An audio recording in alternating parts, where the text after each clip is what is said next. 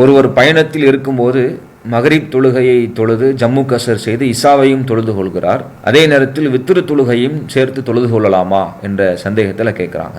பயணத்தில் இருப்பவர் 25 கிலோமீட்டர் தொலைவோ அதற்கு மேற்பட்ட தொலைவை இலக்காக கொண்டு பயணிப்பவர் ஊரினுடைய எல்லையை விட்டும் கடந்து விடுவார்னு சொன்னால் அவர் லுகர் அசரை ஜம்மு கசர் செய்து கொள்வதற்கும் மகரிப் இசாவை ஜம்மு கசர் செய்து கொள்வதற்கும் மார்க்கத்தில் நமக்கு அனுமதி வழங்கப்பட்டிருக்கிறது. மகரிபுடைய நேரத்தில் இசாவை அல்லது இசாவுடைய நேரத்தில் மகரிபையும் இசாவையும், மகரிபுடைய நேரத்தில் மகரிபையும் இசாவையும் அல்லது இசாவுடைய நேரத்தில் மகரிபையும் இசாவையும் சேர்த்து தொழுவதற்கு நிச்சயப்பட்டிருக்கு. மார்க்கத்தில் நமக்கு அனுமதி வழங்கப்பட்டிருக்கிறது. அதே மாதிரி தான் லொஹர் அசரும், லொஹருடைய நேரத்தில் லொஹரையும் அசரையும் அல்லது அசருடைய நேரத்தில் லொஹரையும் அசரையும் இணைத்து தொழுவது, இணைத்து சுருக்கி தொழுவது என்கின்ற மார்க்க அனுமதி சலுகை நமக்கு வழங்கப்பட்டுள்ளது. இப்போ இதில் ஒருத்தர் பயணத்தில் இருக்கிறாங்க, 25 கிலோமீட்டர் இலக்கு, அந்த பயண தூரத்தை கடந்து அல்லது அதை இலக்காக கொண்டு பயணிக்கிறாங்க, ஊரின் எல்லையை கடந்துட்டாங்கன்னா இந்த சலுகைக்குள்ளே அவங்க வந்துடுவாங்க.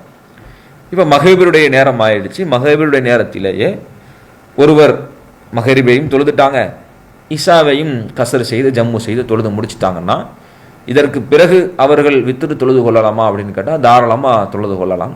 மார்க்கத்தில் எந்த விதமான தடையும் இல்லை. எந்த அடிப்படையில்? ஏன்னா பயணி என்பவர்களுக்கு அது சலுகை தான். இசாவுடைய தொழுகையை இசாவுடைய நேரத்தில் தான் தொழணும். காரிருள் பரவி முழுமையான இருள் சூழ்ந்ததற்கு பிறகு தான் இசாவுடைய நேரம் துவங்குகிறது. ஆனால் அதுக்கு முன்னாடி நேரத்திலே நம்ம என்ன செய்கிறோம்? மகரிபுடைய நேரத்திலே இசாவை தொழுகிறோம். ஆனால் ஆக்சுவலாக இசாவுடைய நேரமாக அது இல்லை. இருந்தாலும் பயணிகள் என்பதற்காக வேண்டி அது சலுகை வழங்கப்பட்டிருக்கிறான்.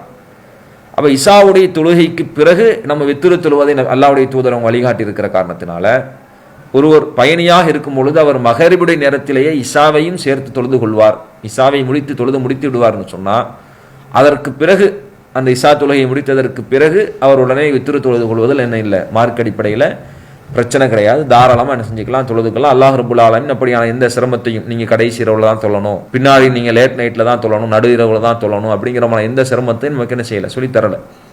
இஸ்லாமிய மார்க்கம் என்பது இலகுவான மார்க்கம் தான். ஒமா ஜால அலைக்கும் ஃபித்தீனி மின் ஹரஜின், இந்த மார்க்கத்தில் உங்களுக்கு எந்த விதமான சிரமத்தையும் எல்லாம் ஏற்படுத்தலைங்கிறான். அப்போ எப்படி மகரிபுடைய நேரத்தில் இசாவை ஜம்மு கசர் செய்வது நமக்கு சலுகையாக இருக்கிறதோ பயணிக்கு, அதே போன்றே அவர் அந்த இசா தொழுகை முடித்ததற்கு பிறகு வித்திரையும் என்ன செய்து கொள்ளலாம், சேர்த்து அவர் தொழுது கொள்ளலாம். இதில் எந்த விதமான தடையும் இல்லை, தாராளமாக தொழுது கொள்ளலாம் என்பது இருக்கான பதிலாக சொல்லுங்கள். அல்லாஹு அக்பர், அல்லாஹு அக்பர்.